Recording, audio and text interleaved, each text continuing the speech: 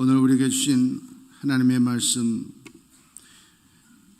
고린도전서 11장 23절부터 29절 말씀 제가 봉독합니다. 내가 너희에게 전한 것은 주께 받은 것이니 곧 주 예수께서 잡히시던 밤에 떡을 가지사 축사하시고 떼어 이르시되 이것은 너희를 위하여 위하는 내 몸이니 이것을 행하여 나를 기념하라 하시고 식후에 또한 그와 같이 잔을 가지시고 이르시되 이 잔은 내 피로 세운 새 언약이니 이것을 행하여 마실 때마다 나를 기념하라 하셨으니 너희가 이 떡을 먹으며 이 잔을 마실 때마다 주의 죽으심을 그가 오실 때까지 전하는 것이니라. 그러므로 누구든지 주의 떡이나 잔을 합당하지 않게 먹고 마시는 자는 주의 몸과 피에 대하여 죄를 짓는 것이니라. 사람이 자기를 살피고 그 후에야 이 떡을 먹고 이 잔을 마실지니 주의 몸을 분별하지 못하고 먹고 마시는 자는 자기의 죄를 먹고 마시는 것이니라. 아멘. 사람에게 가장 중요한 것은 물입니다. 인간의 필수 요소 중에 가장 중요한 것이죠. 사람에게는 물이 곧 생명입니다. 성인들은 60%가 물이고 어린아이들은 70%. 특별히 우리 몸에서 가장 중요한 역할을 차지하고 있는 뇌와 심장은 75%가 물이라고 합니다.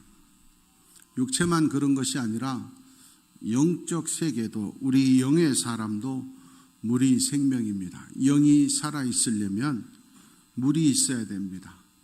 두 가지 물입니다. 눈물과 생수입니다. 회개의 눈물이 있어야 되고 감사의 눈물이 있어야 되고 기쁨의 눈물이 있는 자가 성령의 생수를 받은 사람, 영적 생수가 흐르는 사람입니다. 영적 생수가 없는 메마른 사람은 변질되기 쉽고 오래가지 못하고 결국은 축복의 길, 영생의 길로 이어지지 않고 사망의 길로 갈 때가 많습니다. 그래서 영적 생수가 흘러 넘치는 사람들이 예수 그리스도의 제자들입니다. 요한복음 7장 37절에서 39절에 보면 예수님께서 말씀을 하십니다. 제일 중요한 건 물이다. 물. 나한테 와서 물을 먹어라. 그러면 그 물을 마시면 배에서 생수의 강이 흘러나오리라. 어떻게 배에서 생수의 강이 흘러나옵니까? 그 생수는 무엇입니까? 그 생수는 성령을 가리켜 말씀하신 것이라. 우리 영의 사람에게 가장 중요한 영적 생수는 바로 성령입니다. 그래서 성령의 세례를 받아야 우리의 영의 사람의 몸에서 생수의 강물이 흘러넘치는 참된 예수 세대가 되는 겁니다. 예수님은 어떤 분이시냐? 마가복음 1장 8절에 보니까 세례 요한이 이렇게 말합니다. 나는 지금 요단강에서 물로 세례를 주지만 예수님은 성령의 세례를 너에게 베푸실 것이다. 그러니까 우리는 세례 요한 믿는 거 아닙니다. 예수 믿는 사람들은 성령의 세례를 받아야 되는 겁니다. 눈에 보이는 물이지만 오늘 세례가 성령의 세례가 되기를 축원합니다.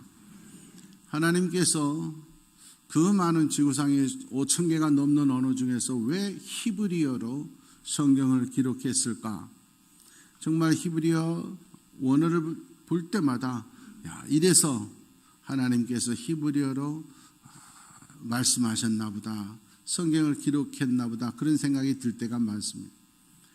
우리의 생수 그러면 살아있는 물, 좋은 물, 깨끗한 물 이런 느낌이잖아요. 그러나 히브리어 생수는 마임카임이라고 하는데 하늘에서 내려온 물이다.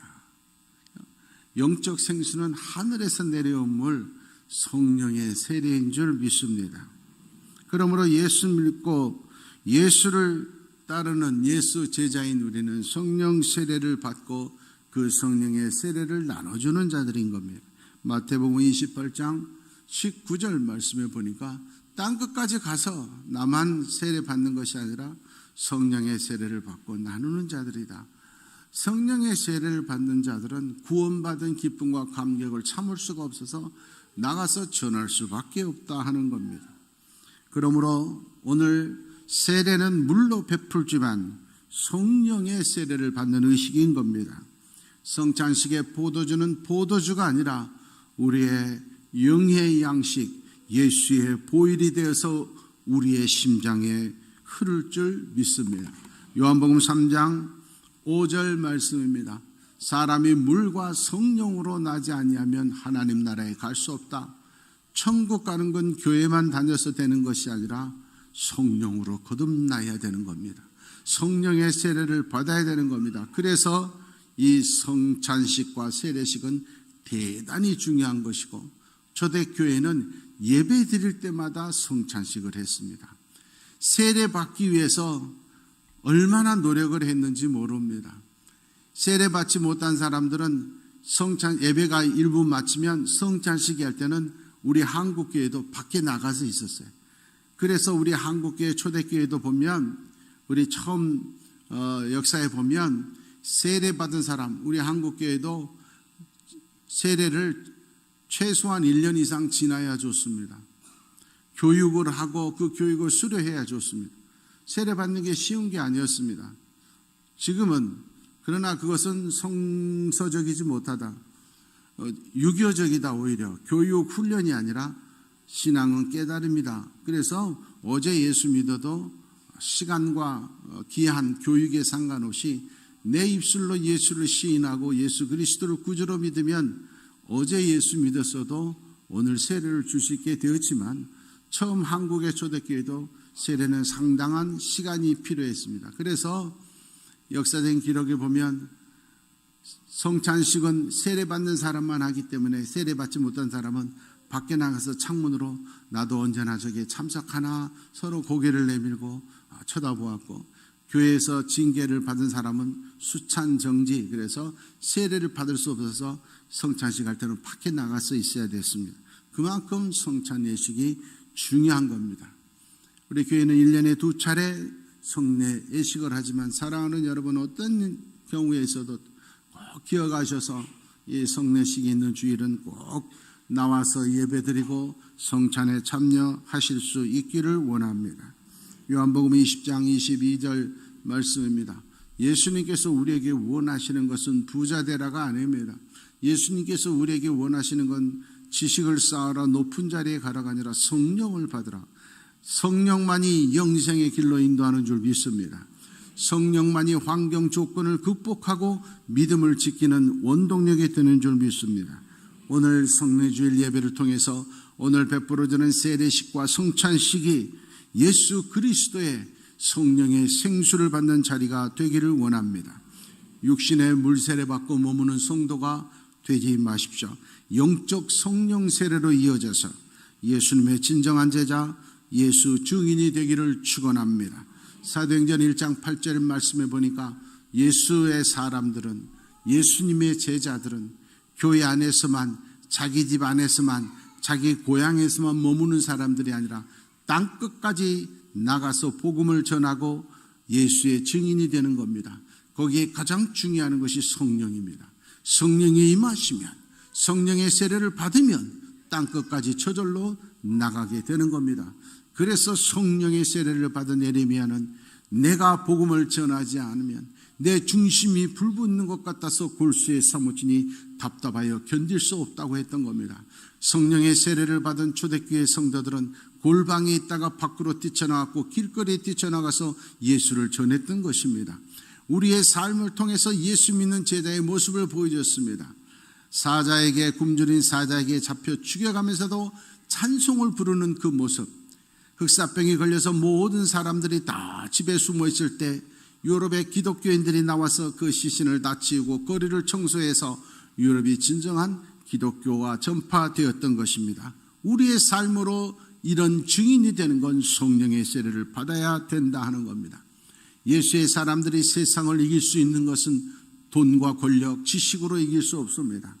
예수의 사람들이 세상을 이길 수 있는 것은 성령의 세례를 받을 때만 이길 수가 있습니다. 사도행전 6장 10절 말씀입니다. 스데반은 참으로 안타까운 일생을 살았습니다. 초대교회가 아무리 숫자가 적어도 10,000명 이상 모이는 교회였습니다. 2000년 전에 10,000명 이상 모이는 교회였다면 요즘으로는 100만 명 정도 모이는 어마어마한 교회에서 투표를 했는데 7명 중에 1명으로 선택됐습니다. 그 교회를 이끌어가는 7사람의 장로 중에 1명으로 선택됐으니까 대단한 사람입니다.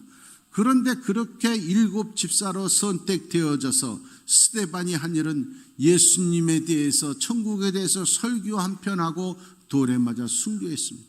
어떻게 보면 너무나 어처구니 없는 안타까운 삶이고 죽음이었을 것 같지만, 그가 한 번 한 설교, 그가 돌에 맞아 순교한 그걸 통해서 그 예식을 주장했던 사울이 바울이 되어 유럽에 복음을 전하고 기독교의 가장 중요한 사람으로 변화됩니다. 돌에 맞아 죽어가면서도 그의 얼굴은 천사의 얼굴과 같았던 이유가 바로 성령의 세례를 받았기 때문입니다.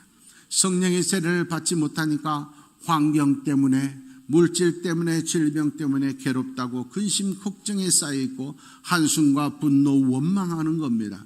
성령의 세례를 받으면 어떤 상황에서도, 굶주린 사자에게 죽어가면서도, 돌에 맞아 죽어가면서도 그의 얼굴에 기쁨이 넘칠 수가 있는 것입니다.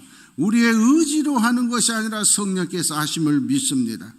교회 직분자에 머물지 마십시오. 교회에 다니고 예배 보는 것에 머물지 마시고 예수의 제자, 성령의 강물이, 예수의 보혈이 내 몸에서 흘러나오고 내 삶에서 예수 믿는 사람의 모습이 보여지는 증인들이 되시기를 원합니다.